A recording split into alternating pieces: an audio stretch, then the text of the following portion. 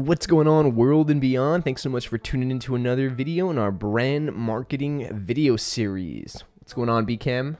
We got an exciting episode for you today. E.l.f. partners with Chipotle, Urban Outfitters tests a membership, and French is asking you to swap out your mayo jar for a nice sandwich, so stay tuned. So E.l.f., I hope I'm pronouncing that, E.l.f. Cosmetics and Chipotle, or Chipotle as I like to say, are partnering on a collab. As you could see here in this photo, it's a makeup palette. It's called the Chipotle eyeshadow palette, and if you look closely here, it's actually mimicking the same colors as you can see up here. Is pretty much like what you see at your standard Chipotle. So it's pretty interesting to see that they are collaborating, and you might want to ask yourself, like, why are these two brands collaborating?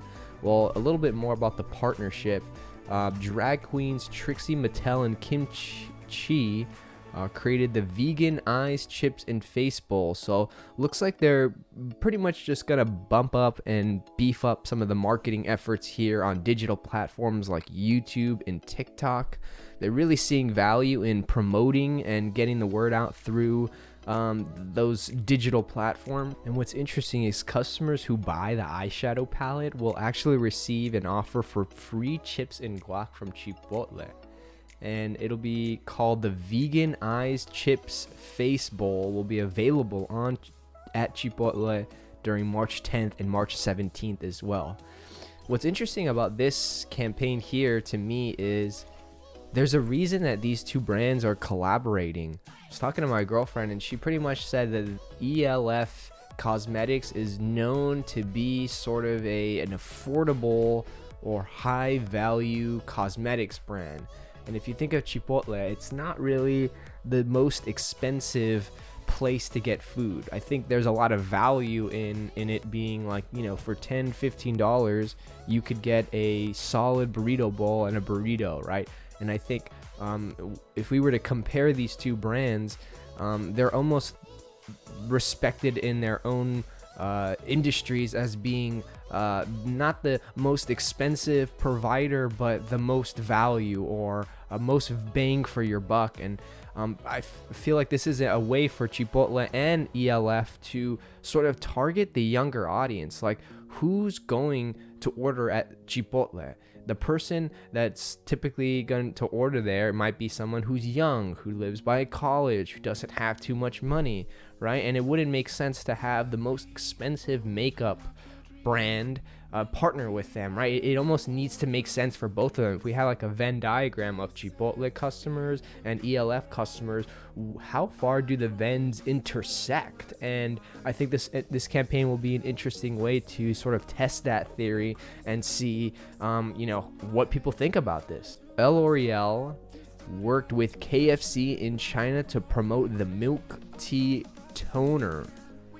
So it seems like makeup brands have already been experimenting with food brands in the past. It also mentions here that they're going to add an event on Clubhouse and really promote all across these digital platforms like TikTok, Twitch, Triller. So it'll be interesting to see how this digital campaign goes. Will you be the one to cop this collab, this palette, this special Chipotle bowl? Would love to hear from you.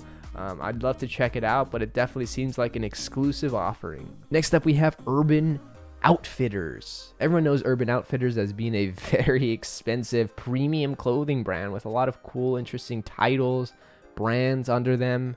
And to sort of combat the minimal foot traffic in-store sales, they've decided to offer a membership program to boost loyalty and offer perks like shipping and such. So specifically, this membership includes free shipping and returns, as well as in-store benefits from specific brands in the store. So it says here specifically in this article that Urban Outfitters is testing the paid membership program as a way to reignite sales growth after the pandemic.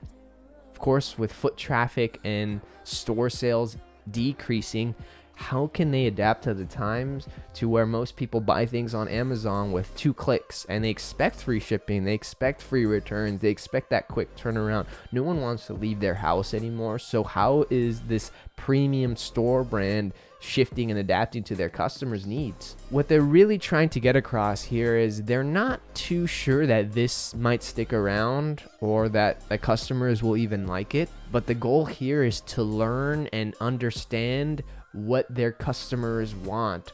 Do they see value in a membership program? Do their customers see value in these free shipping items? Do these customers want to buy this type of clothing online, or is part of the experience of going to Urban Outfitters, going into the store, being a part of the vibe in there, walking through there, checking the stuff out? From what I can infer from this article, the main objective of this campaign is to learn, not really to like make money quick and like get as many memberships as they can, but is really just to understand like and measure the customer's response and behavior to these changes, to being a member, what it means to offer a membership. And it'll be interesting to see, will individual clothing store brands, I'm trying to think of some other ones like Champs or Nike, like there's so many out there, will they start to offer their own exclusive membership plan and cut ties with other distributors? Probably not, but of course we all know Urban Outfitters as being a very bougie brand, being very to themselves, very unique, very different. So it'll be interesting. Who is the ideal customer for Urban Outfitters, and are they willing to pay a membership fee to get those benefits? We'll find out. And last but not least, this is an interesting one. French, the McCormick-owned condiment brand, the mustard brand, is asking you to swap your tub of mayo for a delicious sandwich that you see here. They're literally asking people to trade in a jar of mayo in exchange for a free sandwich created by the celebrity chef Tom, I think it's Colicchio. Apologize if I mispronounced that. But they're calling it the Must Switch, and it's taking place in New York City. If people don't have a jar of mayo that they can trade in exchange for this sandwich, they can actually just take the Must Switch pledge. And really the goal of an objective of this campaign is more on the experiential marketing side. Of course, there's a lot of companies that have been really quiet and soloed during this time of COVID. So I think it's the brand's way of just trying to get the name out there in a fun, exciting way, right? It's called experiential marketing for a reason, because it's supposed to be unique. It's supposed to be different. It's supposed to capture the attention and get you thinking about the brand again. The best part is what they're doing with these mayo jars is they're donating the unopened ones to people in food banks across New York City. So they're actually taking those as donations and passing them through to do good in the city during this time of COVID. Like, who cares about mustard, right? People are probably like, who gives a damn about mustard? Like, it's not even that good. And if you really think, like, maybe the purpose of this campaign, people maybe not like mustard, right? They're trying to get you to swap your mayo, like what you're used to, and try mustard. Look at this delicious sandwich here. They're trying to get you to try this sandwich for free in exchange for a tub of mayo. It could be delicious, right? McCormick is a spice company. That's the parent company of French, and this is one of their strongest brands. Anyone knows French mustard, or at least has seen French mustard. So I think this is part branding, exposure, awareness campaign, but on the flip side, really just trying to get you to see the value in mustard. Right? Mustard can be put on a lot of different delicious things. How can they get you to try something and perhaps be open and interested and might want to replicate this yourself? All right, so what are some value bombs for today's episode? Well, first off, congrats, and I gotta tip my hat off to E.l.f. Cosmetics and Chipotle for collabing. Look at this little palette here. It looks so cute. It literally looks like they opened up that little thing and they're about to serve me a nice little bowl. You can't get that much cuter than that. Furthermore, I think this is a good way to understand the power of collaboration. I think we've at least done a single collaboration on all of these brand marketing videos, and if I haven't gotten the point across, being able to work together and leverage each other's presence is amazing. I think what's interesting about this company is that there's an offering on both sides. There's a palette that you can get if you're into the makeup, and there's a food item if you want to be part of that bougie online or just that consumer experience. So that there's offerings on both sides. So great job there. Another value bomb for them is understanding their audience. They want to capture the younger female demographic, or excuse me, just the younger demographic who's into, cosmetics and such, and they are pushing heavily online. So they're literally hosting a clubhouse to help promote and get this word out there. They're making a lot of videos on TikTok and other platforms. So what we can learn here is they're woke. To say the least, these two brands understand what's hot right now with the younger audience, and they're pushing it hard, and they're doing a lot of creative things. Value bomb number 2, Urban Outfitters pushing their membership program. I think it's interesting, right? I think Urban Outfitters has a very strong brand, a very premium brand. And of course their sales have been down if there's less foot traffic. The only time I've ever stepped foot in an Urban Outfitters is if I'm walking by.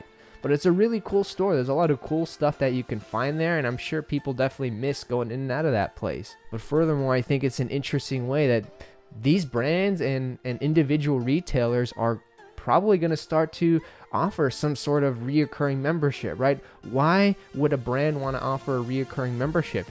It's easy money for them. They can count on that as being part of the lifetime value of a customer. If I'm paying $50 a month, times that by 12, that's guaranteed income. And of course, someone who's putting up that money in exchange for free shipping or exclusive items, right? How can we get someone to go in for that repeat business? Or how can we account for at least $1,000 per customer that's a member? So it'll be interesting to see what kind of data and what their customers, if a Urban Outfitters customer sees value in a membership program, if this premium brand has that much of a following that someone's willing to put up X amount of dollars a month just for these exclusive benefits for this store alone. And last but not least, understanding that experiential and experimental marketing is still a thing and still is valuable. I think marketing at the end of the day is capturing the attention and the awareness of the people and customers around you. And when you own a brand, a classic brand such as mustard, let alone French's mustard, you could pretty much do anything. The damn bottle's yellow. It's freaking yellow. And how do we get people to try mustard, right? I personally love mustard, but I know that there's a lot of people that don't like mustard. It's a very interesting taste, a unique audience it's trying to appeal to. How do you get someone's attention? Literally, they're asking people, bring your mayo, donate it to us. We'll pass this along to someone who needs it, and in exchange, we'll give you a free sandwich because we want you to try how good things could taste with mustard. Think about that. That is the strategy. Granted, I don't think they're banking on, oh, we want to sell $14,000 worth of mustard tomorrow after we do this. I think the whole objective is to experiment with interesting and creative ideas that could hopefully stir people's attention. And maybe someone could really like this sandwich that didn't like mustard before, but because they did this, they participated in it, they might make it on their own, right? They're banking on the fact that people are still staying home, right? I've been making a bunch of sandwiches since I've been home because it's easy, it's simple, I don't have to leave my house. But will you use mustard on your next sandwich after trying this? Let me know what you guys think of this video. I thank you so much for your time, and we'll catch you on the next one.